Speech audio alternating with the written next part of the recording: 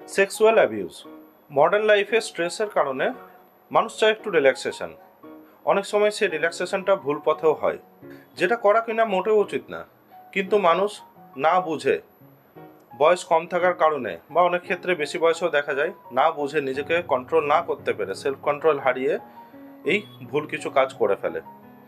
Excessive ম্যাস্টারবেশন মানে হস্তমৈথুন বেশি করা, বাজে জায়গা ভিজিট করা সেক্সুয়াল প্লেজার পাওয়ার জন্য, এছাড়াও ফুড হ্যাবিট ডিসরাপ্ট হওয়া।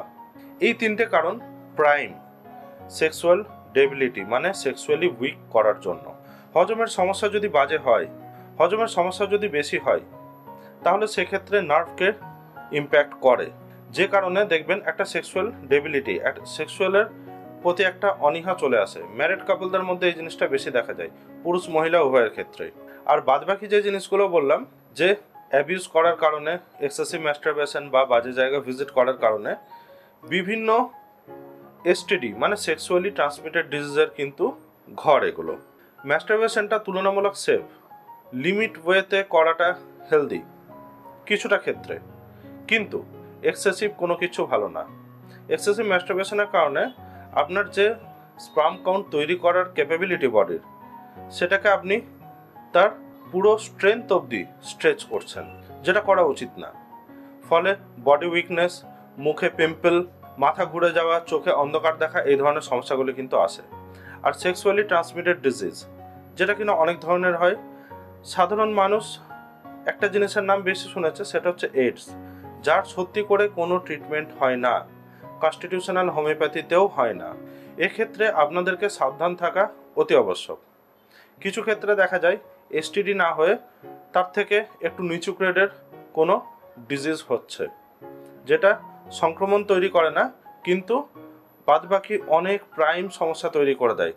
যেমন কাজে মন না লাগা, একটুতে এক্সাইটমেন্ট হয়ে যাওয়া, কিন্তু সে এক্সাইটমেন্টের পর ক্লাইম্যাক্স অবধি সে পৌঁছাতে পারে না।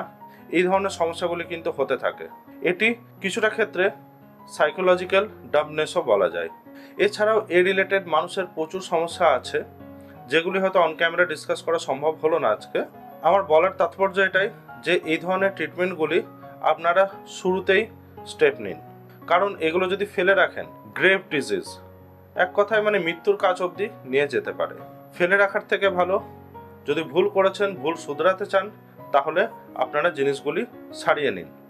অবশ্যই পেজটি ফলো করুন ও সাবস্ক্রাইব করুন আমার চ্যানেলটি। ভালো হয়ে থাকলে লাইক করুন, ও যেসব মানুষদের এই সমস্যা আছে ফ্রেন্ড সার্কেলে, তাদেরকে এই ভিডিওটি প্রচুর মাত্রায় শেয়ার করুন, যাতে তারা এই ব্যাপারটিতে অ্যাওয়্যার হয়। এছাড়াও যদি কিছু জানার হয়, তাহলে স্ক্রিনে দেওয়া ডিটেলসে কন্ট্যাক্ট করতে পারেন।